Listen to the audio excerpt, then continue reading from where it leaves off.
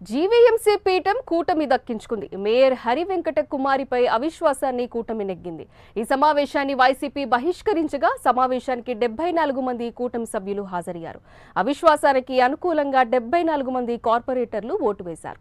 దీంతో విశాఖ మేయర్ పీఠం కూటమి వశమైంది. న్యాయం ధర్మం గెలిచిందని సీఎం రమేష్ చెప్పారు. వైసీపీ అరాచక పాలనకు చమరగీతం పాడారని గంటా అన్నారు. మంచి మేయర్ను త్వరలో ఎంపిక చేస్తామని ఆయన చెప్పారు.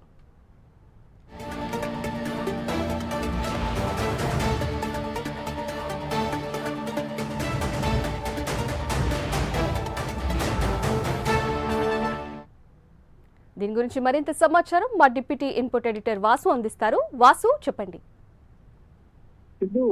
విశాఖ మున్సిపల్ కార్పొరేషన్ మేయర్ పేరు ఎట్టకేలకు కూటమి కైవసం చేసుకుంది. జిఎంసీ మేయర్ హరి వెంకట కుమారి పై ప్రవేశపెట్టింది. దాదాపు 74 మంది కూటమి హాజరై అవిశ్వాస తీర్మానం అనుకూలంగా ఓటేశారు. దీంతో వెంకట హరికుమారి మేయర్ పదవి కోల్పోయారు. రేపు కొత్త మేయర్ కూడా ఎన్నుకునే అవకాశం ఉంది. అయితే ఈ అవిశ్వాస తీర్మాన సమావేశానికి వైసీపీ బహిష్కరించింది. వాళ్ళ కార్పొరేట్లు ఎవరు కూడా రాకుండా చూసుకుంది. దీంతో వీళ్ళు కూటమి విజయం సాధించింది. అయితే వాస్తవానికి అవిశ్వాస తీర్మానం మిగిలిపోయే విధంగా వైసీపీ కూడా ప్రణాళిక సిద్ధం చేసి వ్యూహాలు రూపొందించింది. కానీ అందుకు పైఎత్తుగా వీళ్ళు కూడా వైసీపీలో ఉన్నటువంటి కొంతమందిని దీనిలో చేర్చుకునే విధంగా చేశారు. చాలా కీలకంగా మారిన కార్పొరేటర్ గేమ్ చేంజర్ గా మారింది మాజీ మంత్రి మొత్తం శ్రీనివాస్ కుమార్తె ప్రియాంక. ఆమె మొన్న రాజీనామా చేసింది. రాజీనామా చేసిన అనంతరం ఎవరికి కూడా మద్దతు ప్రకటించలేదు. మద్దతు ప్రకటిస్తే అంతా కూడా ఆలోచించారు. ఈ నేపథ్యంలో ఆమె కూటమి చేకూర్చింది.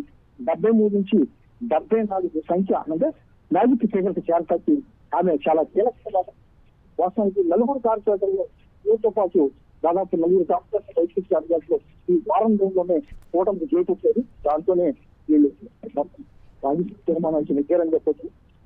మాజీ ఎమ్మెల్యే గాజువాక ఎమ్మెల్యే కుమారుడు వంశీరెడ్డి, అదేవిధంగా గోపాలపట్నం వైస్ మండల అధ్యక్షుడు బెహరా భాస్కరరావు భార్య కూతురు, వాళ్ళ ముగ్గురితో పాటు వీళ్ళ నలుగురు కలిపి ఒక విధంగా అవిశ్వాస తీర్మానం నెగ్గడానికి ప్రధాన కారకులు చెప్పొచ్చు. వైసీపీ మాత్రం చాలా ధీమాగా ఉంది.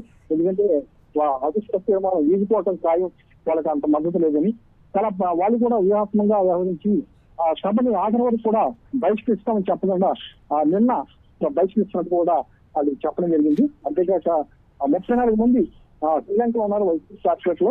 వాళ్ళని ఇక్కడ రాకుండా పాస్పోర్ట్లు కూడా స్వాధీనం పరిస్థితి ఏర్పడింది. వాళ్ళు వచ్చింటే వీళ్ళు అనుకున్నట్టుగా కూడా దాదాపు 80 మంది కార్పొరేట్లు మద్దతు దొరికేది. 97 మంది 80 మంది కార్పొరేట్లు మద్దతు దొరికేది. ప్రస్తుతం అయితే జనసేన, బీజేపీ, వైసీపీ చేసినటువంటి కార్పొరేటర్లు, అదేవిధంగా టీడీపీ మొత్తం ఏకతాటి బయటకు వచ్చి మేయర్ పీఠాలతో కలిసి చేస్తుంది. మేయర్ గా కూడా పేలా శ్రీనివాస్ ఎన్నికయ్యే అవకాశం ఉంది. ముందుగానే ప్రకటించడం జరిగింది. పేలా శ్రీనివాస్ మేయర్ కాబోతున్నారని, ఆయన కూడా మేయర్ కాబోతున్నారు. ప్రస్తుతం జీఎంసీ దగ్గర అయితే వీళ్ళందరూ కూడా విజయోత్సవాలు జరుపుకునే పరిస్థితి. దీనిపై మంత్రి గంటా అవ్వచ్చు, సీఎం రమేష్, ఎంపీ రమేష్ అవ్వచ్చు, వీళ్ళందరూ కూడా స్పందించారు. వైసీపీ రాక్షస పాలన నుంచి వీళ్ళందరూ కూడా బయటకు వచ్చారు. వాళ్ళ పాలనలో విశాఖ మంచి రాష్ట్రంలో అతిపెద్ద అయినటువంటి కార్పొరేషన్ అభివృద్ధి లేదు. అందువల్ల వాళ్ళందరూ కూడా జగన్తో తీసుకుపోయి మా దగ్గరికి వచ్చారు తప్ప మేమేమి చేయలేదు, బలవంతం చేయలేదు అని చెప్పే పరిస్థితి అనిపిస్తుంది. కూటమి నేతలైతే మొత్తానికి వైసీపీ నేతలైతే అభివృద్ధి మాత్రం జపిస్తున్నారు. వైసీపీ నుంచి వచ్చినటువంటి కార్పొరేట్ అందరూ కూడా తమ డివిజన్ అభివృద్ధి కోసమే కూటమి వర్తిస్తామని చెప్తున్నారు. ఇప్పుడు గెలిచినట్లు కూడా రేపు శ్రీలంక నుంచి వస్తున్నటువంటి కార్పొరేట్ చాలా మంది కూడా కూటమిలో చేరే అవకాశం ఉందని కూడా ఇదంతా కూడా చెప్పే పరిస్థితి కనిపిస్తుంది. Right, thank you Vasu.